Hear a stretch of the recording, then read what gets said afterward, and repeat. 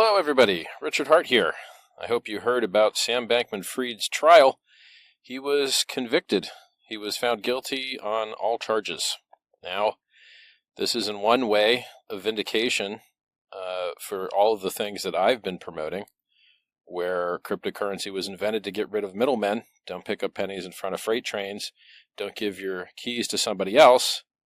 But in another way, it's actually a sad story for crypto. Because the bankruptcy, they're just selling the coins. So I don't know how that furthers cryptocurrency or helps the movement. But yeah, so while it's nice that laws exist and they're enforced and sometimes people that do evil are caught, it's not so nice that they then dump on your head. It's not as great. Maybe there's some upside I'm not thinking about. Yeah, but in the end, when people celebrate cryptocurrencies going bankrupt, like so many that I've warned you about, I warned you about Celsius. They went bankrupt. Mashinsky's in jail. I faced them in live stream, told them, not your keys, not your coins. This industry was invented to get rid of middlemen. You're a middleman. You want to take people's custody away from them. And it's not really custody. That's something else I've been trying to get everyone to use better language. The language that we, people that were so early in cryptocurrency, have used to try and make it easier for new people to understand this, life-changing computer science breakthrough, cutting-edge technology, those shortcuts in language are now being used against the cryptocurrency industry. So when people wanted to understand, what's a wallet? Wallets don't actually exist. It's a lie. It's misleading. In the real world, a wallet is what you put physical things into. In cryptocurrency, there are no physical things. In digital assets, there are no physical things. They're digital. So you can have a physical representation of something digital like a CD, but that's not what cryptocurrencies are. So if you have a wallet, it's actually a keychain. And you can make a copy of your wallet, and it makes a copy of your keys. And that analogy holds. But the analogy with a normal wallet, can you make a copy of your wallet, and does your money get copied? Probably illegal. So, there's a difference between data and printed currency. There's a difference between data and coins. And so a centralized database that you know a key to is vastly different than having custody of something. Vastly different. And, the government is running into huge problems with misunderstanding.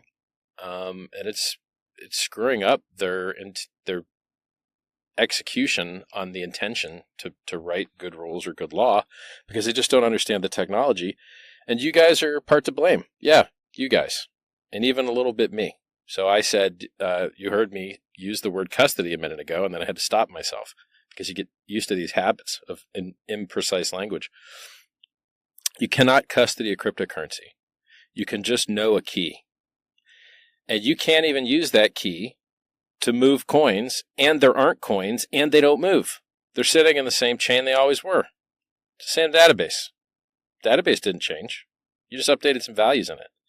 So there isn't any such thing as transfer. There isn't any such thing as custody.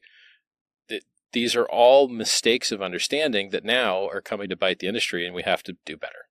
We have to educate better. So you do not have a wallet. You have a keychain. You cannot custody cryptocurrency. You can only know the key. And you can only update the database. That's it. And here's the funny part. You can't even update the database. The only people that can update the database are miners and validators. So unless you're a miner or validator, you can just ask nicely or maybe include a fee to somebody to include you in the database. Even knowing the keys doesn't allow you to update the database. So there's so many levels of misunderstanding. And it would be, if there wasn't such an attack on the industry, or if there wasn't so much misunderstanding, And if the misunderstandings weren't being used for evil, it wouldn't be that bad. But they are being used for evil.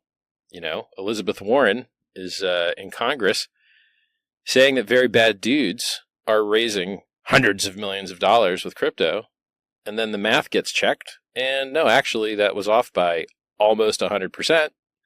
It was off by 99%. Yeah, so you just lied 100x to Congress. That's not good, you know? And who's responsible for that? In part, these people that for a living steal your privacy from you. That's not great. You have a right to be free of unreasonable search and seizure in the United States. It's called the Fourth Amendment. You have a right to privacy by the United Nations and signatories to their documents. You know, you can go on Wikipedia and look up your rights to privacy. You have a right to privacy, and you know who really, really understands the right to privacy? Governments. Because they do everything they can to keep stuff private from you. Which is funny, is they're public entities, but, you know, you're lucky that a Freedom of Information Act was even passed, and you're lucky that they reply with any documents because, man, governments love their privacy. So you know, and anyone that ever doubts the value of privacy, you're like, well, okay, a couple things. One, I'll have your email password now. Two, I'd like to see your search history. Three, hey, take your clothes off. Let's see what's up. Why not? Since you don't think privacy matters. So if you don't think privacy matters, you're probably not a good human, and you're not in line with what the founding fathers enshrined in the documents that have allowed America to do as well as it has. So, yeah, privacy is a human right, and people that villainize it and demonize it so often have skeletons in their closet that come out when their privacy gets beat. So you're like, hey, isn't that weird? The people that hate privacy the most have so much to hide. Odd. So, yeah, in summary, Sam Bankman-Fried's conviction, probably good for justice. I'm not sure. You know, when you look at the United States and you think, here is a nation that has the highest rate of incarceration of any nation in the history of mankind, and you think to yourself, is that good? Because what happens to the people that get put in jail? You pay for people to guard them. You pay to feed them. You pay to house them. You pay to clothe them. You pay for a lot of stuff. They're no longer productive members of society, by and large. So incarcerating people, it might be good for the prison industrial complex, bottom line, profit, but it's probably not so good for society at large. And, you know, when you profitize people being in jail, you want repeat business as a company. So why would you, and they have a fancy word for this, it's called recidivism. I don't even know if I said it right. And it basically means that people that commit crime and go to jail are more likely to return and be repeat customers for the prison industrial complex. In the United States, there was actually a judge that went to jail in a scandal called Kids for Profit or something, where he would get paid by the kid that he sent to juvenile prison. If you can put a judge in jail, man, he must have really made some bad errors.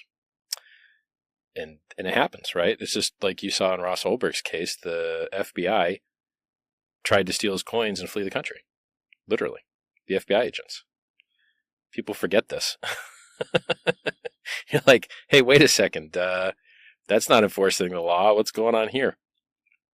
So I don't think that the Sam Bankman-Fried case it's a partial victory in that a bad guy isn't able to do bad as much as he was, so that's nice. It's not really a victory for the prices of those cryptocurrencies that are being dumped by the bankruptcy trustees, and it's not a victory for public awareness of crypto because everyone associated Sam Bankman-Fried with crypto. They could have as easily associated him with funding Democrats because that's what he did with so many hundreds of millions of dollars. I think it was hundreds of millions. Who knows? Maybe it was only decamillions. But he didn't get associated with funding Democrats. He got associated with crypto. It's really weird because he's the opposite of crypto. But it wasn't the opposite of donating, right? His donations spent as well as everybody else's donations. But, you know, the things he did with crypto were the opposite of crypto. Not your keys, not your coins. Don't pick up pennies in front of freight trains. And it's a little bit weird that the Bahamas has to rely on the United States to do its law enforcement for it because, I'm not an expert, but I think that company was based in the Bahamas. Well, I begged you not to send your money to middlemen. I begged you to not pick up pennies in freight trains. I begged you to reduce your counterparty risk, which is why cryptocurrency was invented. And I've been shown right over and over and over and over again through all the failures, all the arrests, all the bankruptcies.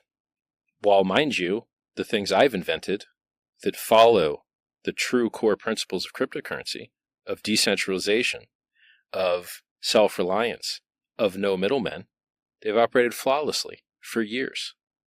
Hex has operated flawlessly for years while everything else around it has failed so often. PulseChain has launched and operated flawlessly for 5 months now. I don't know what you're supposed to do to win any harder. I think it's funny that people still listen to losers in cryptocurrency. If you are owed money by the FTX estate, you might not want to run your mouth about how to save people because you got yourself wrecked. If you are owed money from Celsius, you might not want to run your mouth because you got yourself scammed and you probably promoted it and probably got other people scammed, or at least didn't speak out as loudly against it as I did. I faced these people in person. In person digitally. I faced Mashinsky live and explained to him how what he was doing is the opposite of why crypto was invented. I was right. He was wrong. And then the people that get listened to in this space are just wild. People listen to ex-convicts. I don't know, man. I don't want to be the guy. So first of all, I may have only known one ex-convict in my life. I haven't known many, but I knew one guy that was an ex-convict, and he was a nice guy. He was a good guy, that did some bad stuff. So I'm not an expert on ex-cons. I've maybe, to the best of my knowledge, known one in my life. But I think in general, if a person has done very bad things, you have to look out and watch out. I'll give you an example. There's a tweet hidden on the Richard Hart Twitter somewhere about, giving people a second chance, but watching out because they might fall back into their old habits.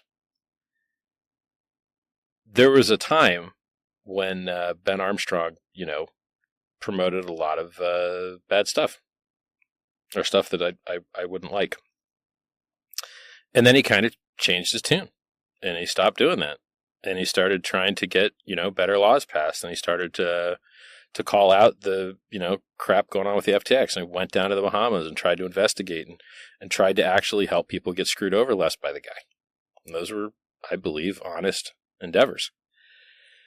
And so the tweet at the time was, people that did bad stuff can start to do good stuff, but you got to watch out because they can get back into bad stuff again. And so what happened with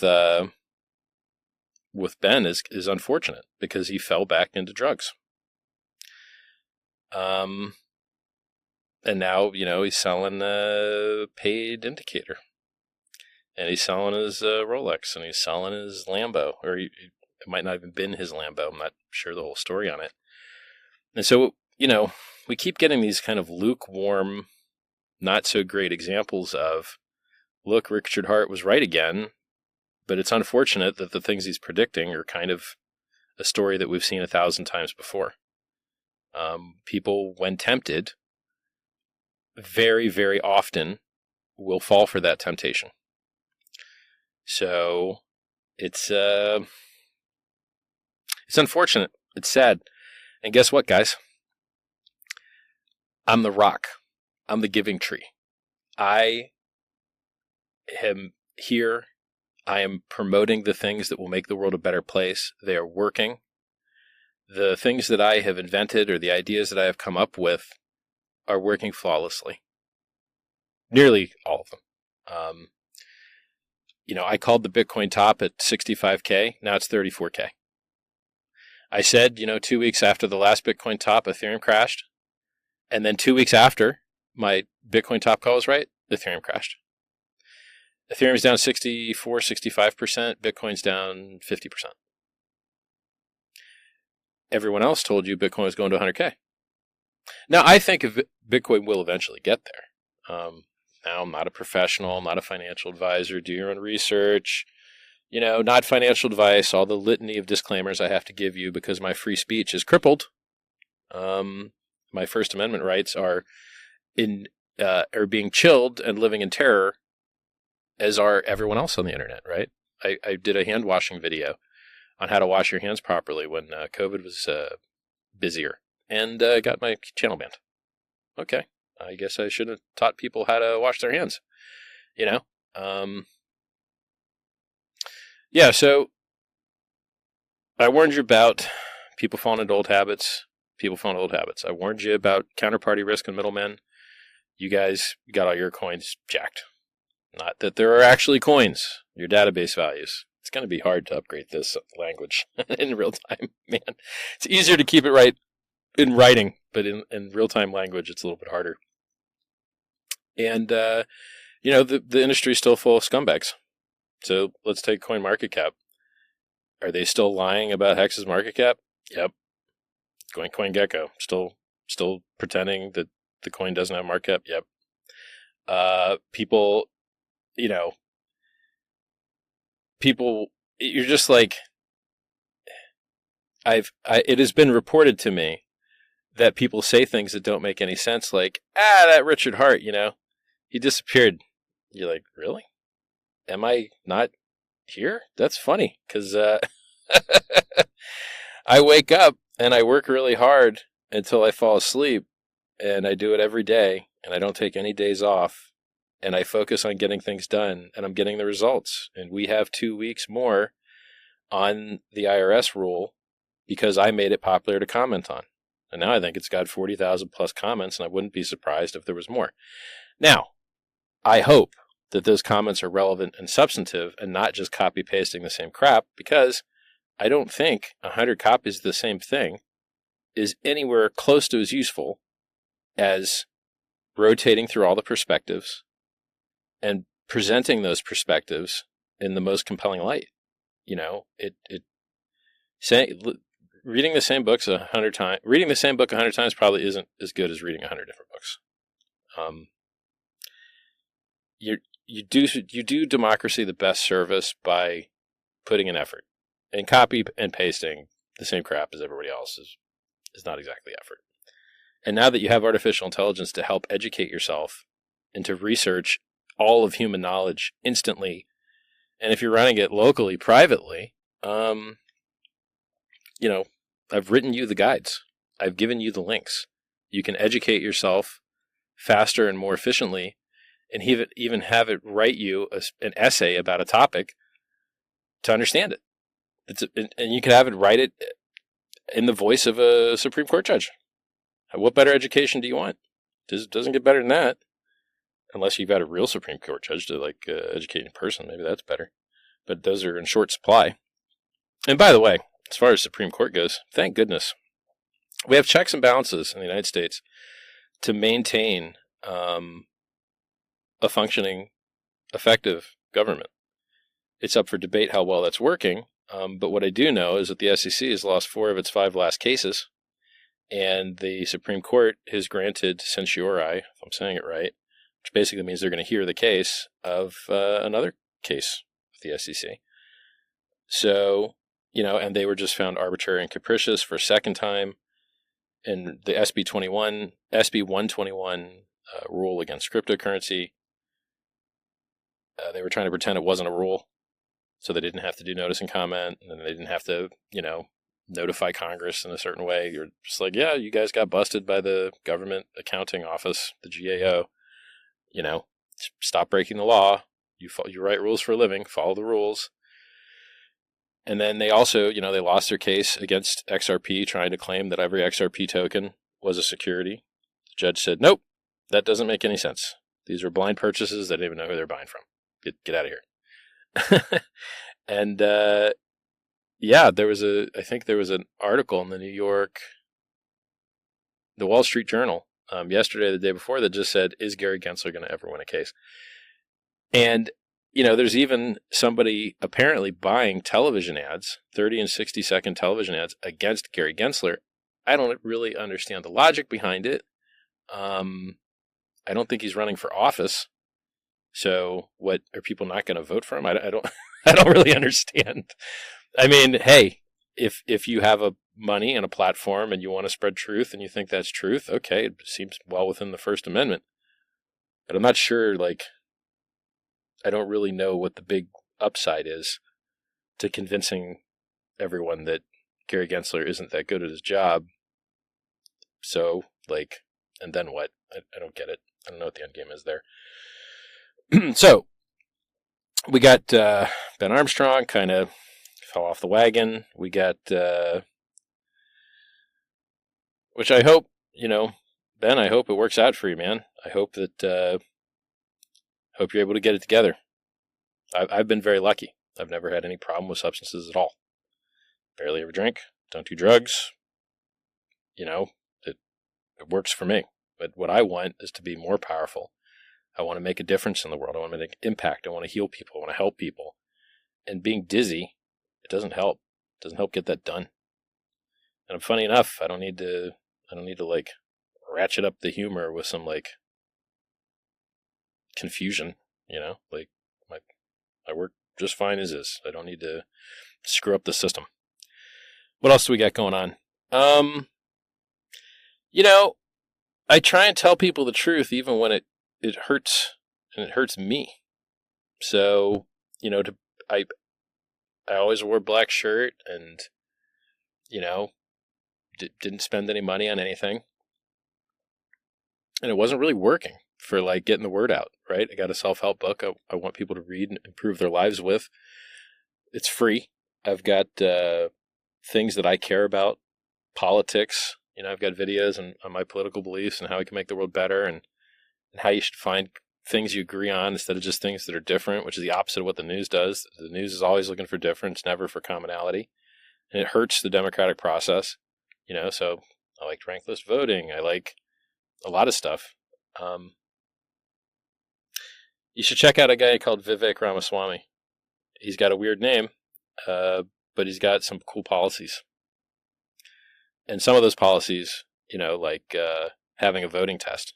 If you can't become an American without a test on American values and history, well, why are you allowed to like screw up the democracy? You can't cut hair without a license. You can't do electrical work without a license. You can't do air conditioning work without a license. You can't drive without a license. So why are you allowed to screw up the democracy without a license?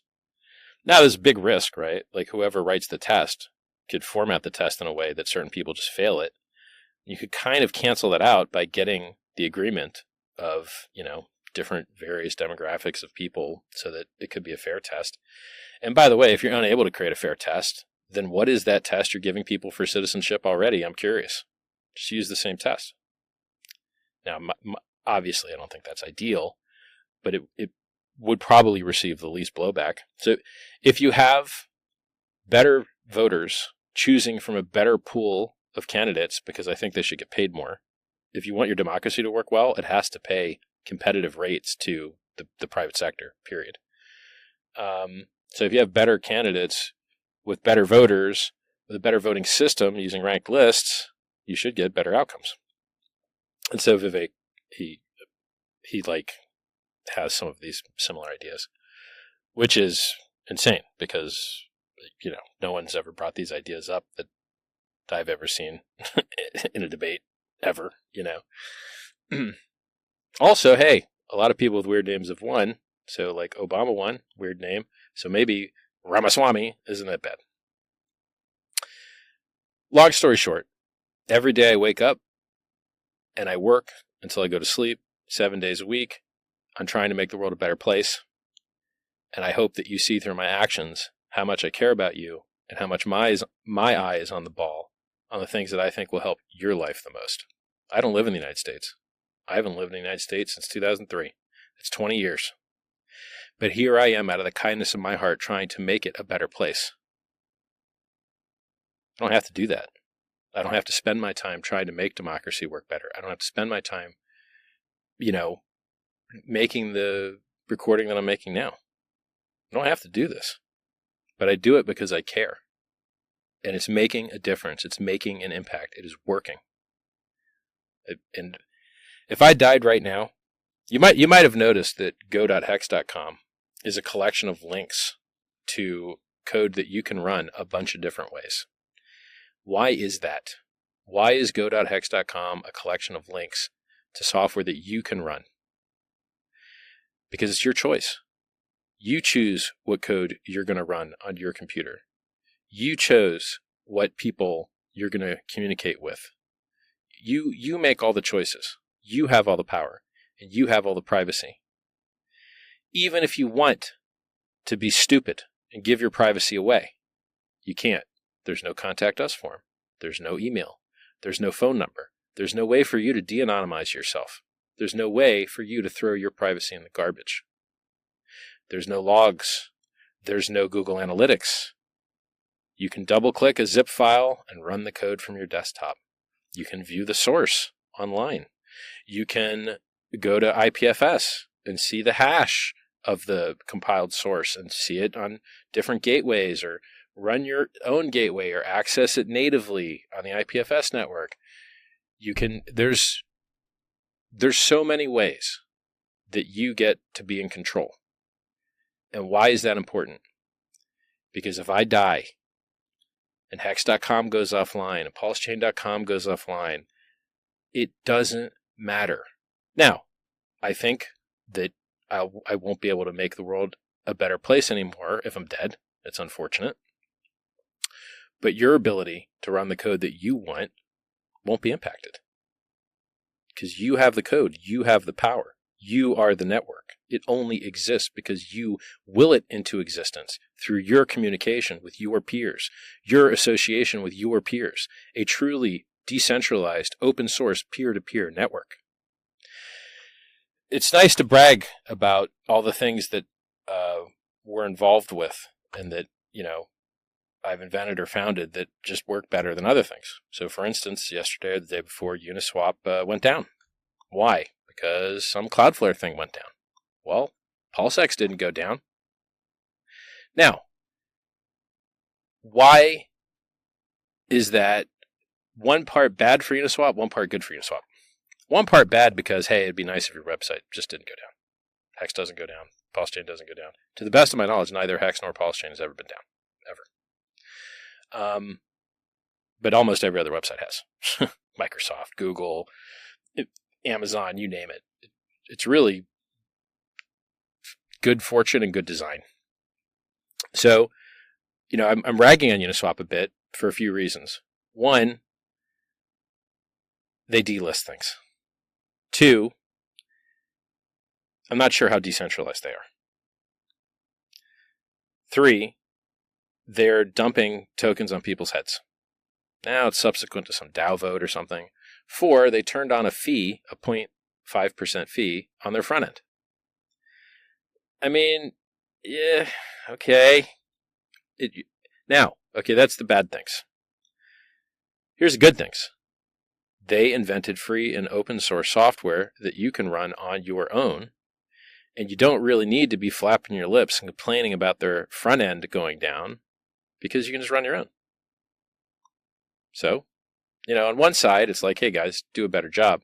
And then the other side, it's like, hey, they did a pretty good job. Creating free and open source software is beautiful. PulseChain is free and open source software. Thanks, Ethereum.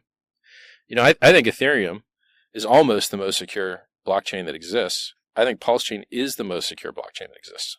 Now, does anyone care about security in crypto? Apparently not. But I do. I care. Which is why so few of my followers have money owed to them from FTX, or have money owed to them from Cred, or have money owed to them from Celsius, or have money owed to them from Voyager, or have money owed to them from the Winklevi twins, whatever crap they were shilling that was picking up pennies in front of freight trains.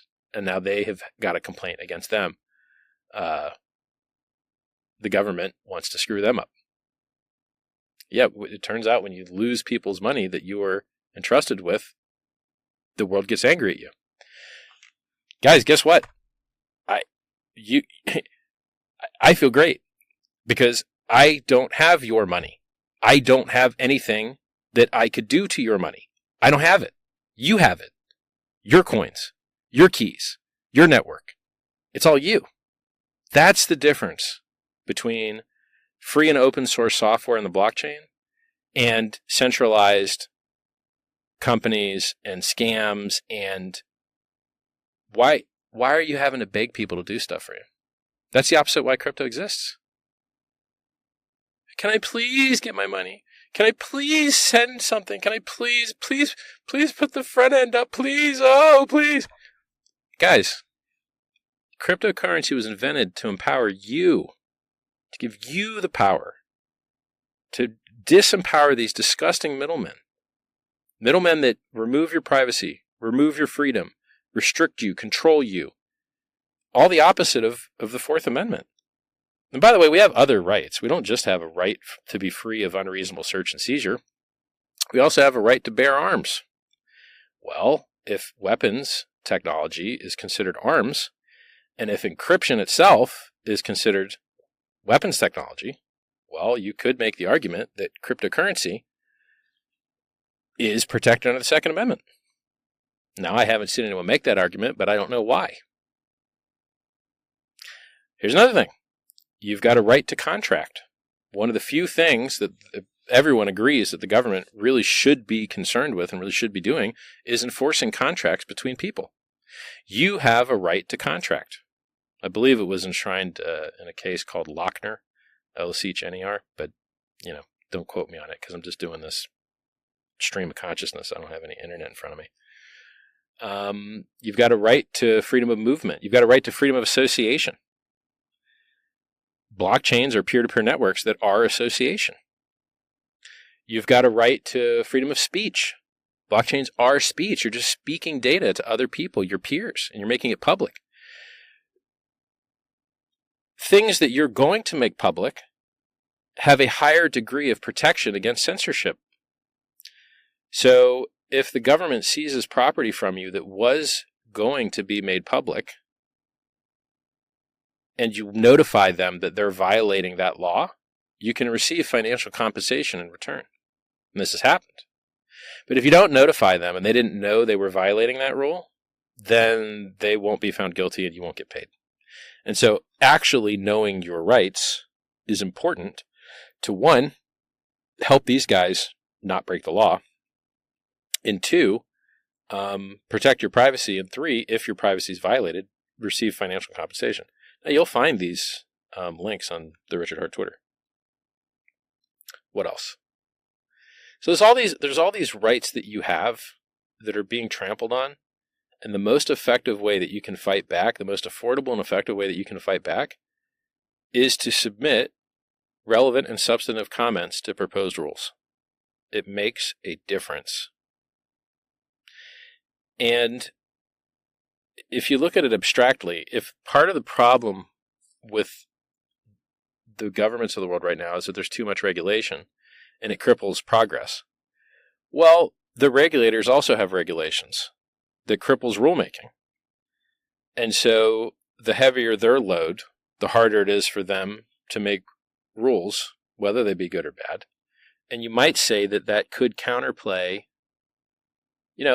how else are you supposed to counterplay a bad rule other than commenting? Because if the founding fathers knew that there was an unelected fourth branch of government that had millions of employees, very highly paid employees, that were not elected, these are not the judicial branch, they are not the legislative branch, but they're writing law. You're like, well, guys, it's kind of a violation of due process and the separation of powers doctrine if the people writing laws aren't legislators. That's what legislators' jobs are. And it's an abdication of authority to just give, I see so many problems with what's going on.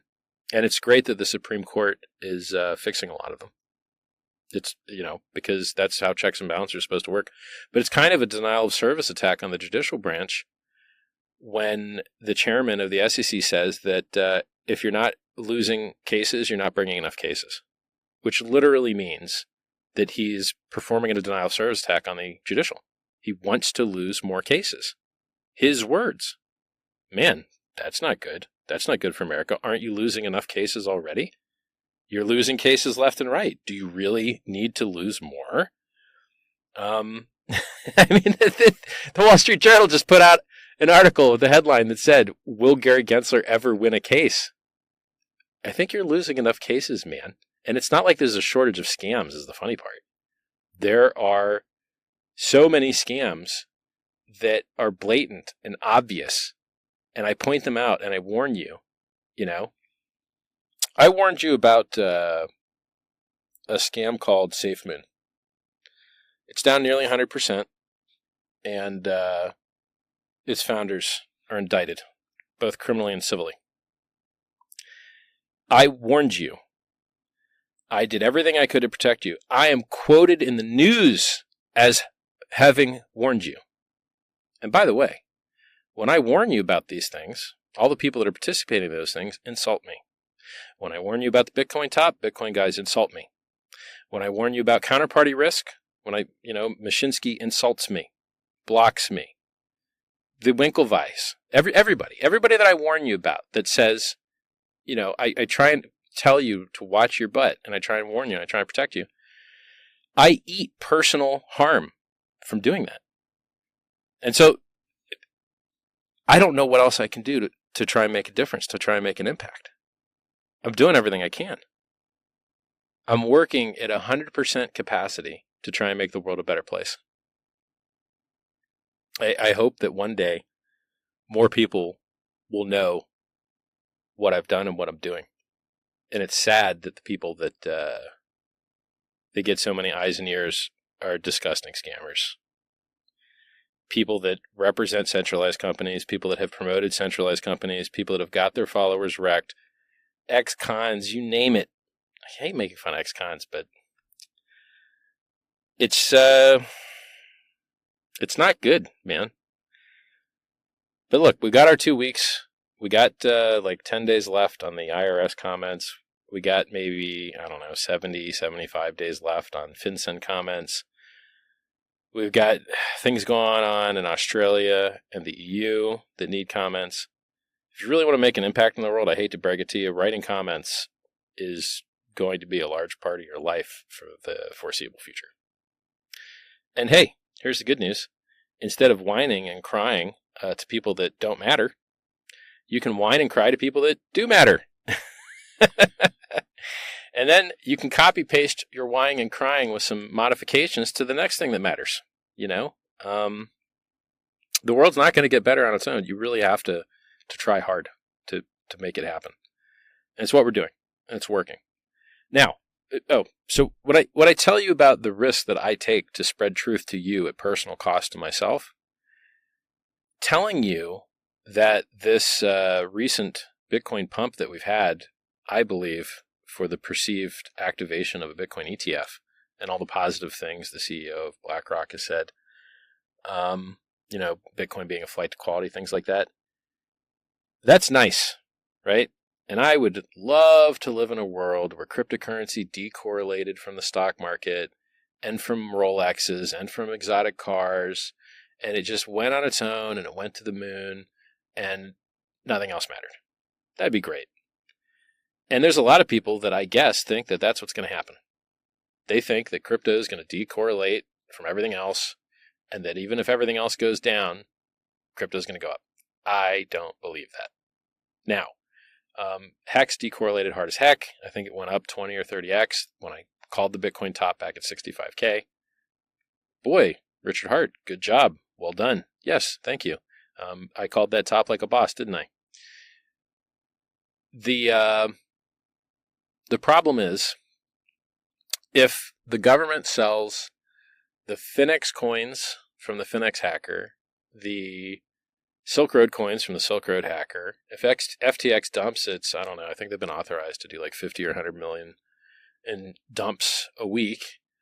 And if Mt. Gox coins come out, which let's just be serious, Mt. Gox coins have been sitting in the Japan trustee for so long now that it will be hard to believe when they actually do come out. And it will be a travesty of justice if they never come out. To wait a decade for your stolen coins to be unstolen from you is insane.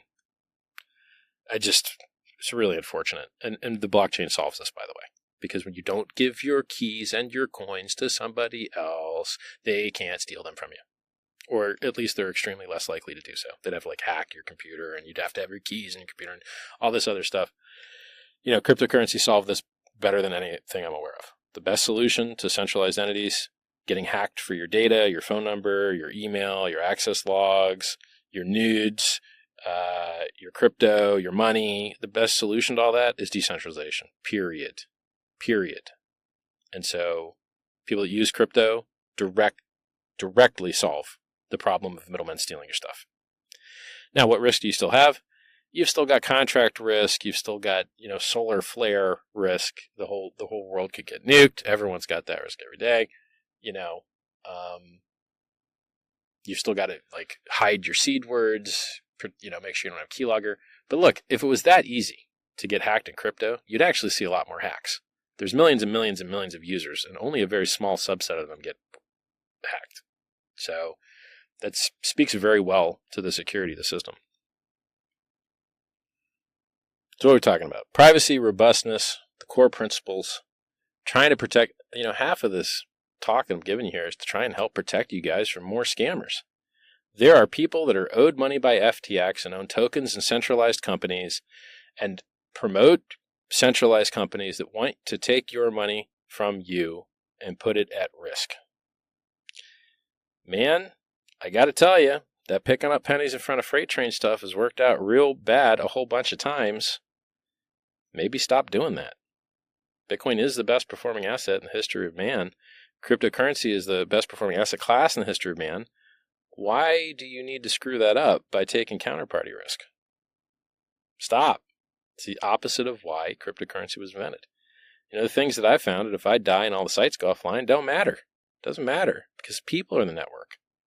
You have no expectations of profit from the work of others. There's nobody working for you. There's nobody handing you checks. You are the network. It is data, it is knowledge, it is speech, and it is you, and it is no one else. You and your peers, that's it. And all these other systems, they're not that way. Some guy can screw you out all your stuff. Well, stop doing that. Stop doing not crypto. Do actual crypto. Well, anyway, so me taking personal risk and eating slings and arrows of outrageous fortune to educate you and tell you the truth, I think that the stock market is going to crash. I think the everything bubble doesn't pop with a whimper. I think it pops with a pop. And, I think that house prices should go down as rates have to keep going up if they're going to hit their 2% target, which they seem to be very serious about wanting to do. And yes, it looks like there might be some short pause here, but how long can the pause be if there's still inflation and people can barely afford food and it's the most unlivable it's ever been? Now when I say unlivable, I mean your ability to afford your home when you look at rent or mortgage costs is the worst it has ever been. The increases in rents and mortgages are the highest they've ever been versus the actual income potential of a human on average. That is not sustainable. And I don't really see it getting better without prices coming down. So now look, the way that this argument fails is if they give up on the 2% price target and they decide to go full on hyperinflation and get, Argentina style with it and just have 20, 30%, 100% a year inflation. And then, everybody's numbers can go up. Your actual wealth won't go up, but denominated in dollars, which are flying through the floor in value. Now here's the funny part. When I say dollars flying through the floor in value, it's not versus other currencies. The DXY dollar index is up versus other currencies. But your purchasing power to be able to buy, say, a cheeseburger or a house or a car or almost anything else is pitiful. And so the dollar will gain strength versus other currencies, but it will lose value against almost anything else. And the thing I try and teach you that almost no one else in the world will teach you or can teach you is inflation is just a measurement of how much money has been printed versus how much stuff there is. Now, I will add a little nuance there.